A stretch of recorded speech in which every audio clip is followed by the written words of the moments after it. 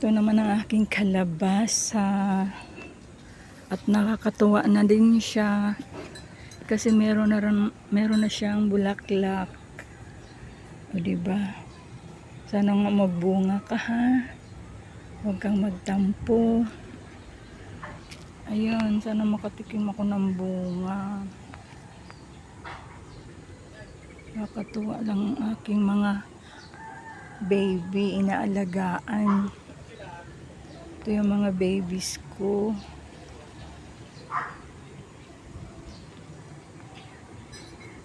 Dito lang sila gumagapang. Ako lang ang gumawa ng gapangan. Mga ganito. Pinagdugtong-dugtong ko yung mga sirang gamit namin.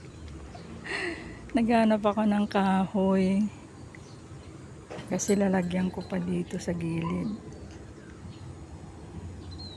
Kaya ayan. Ang kanilang bulaklak. O, diba? Ang ganda-ganda.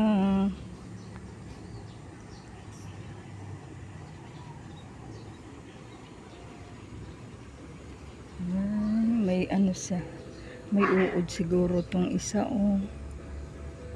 Magka-uod.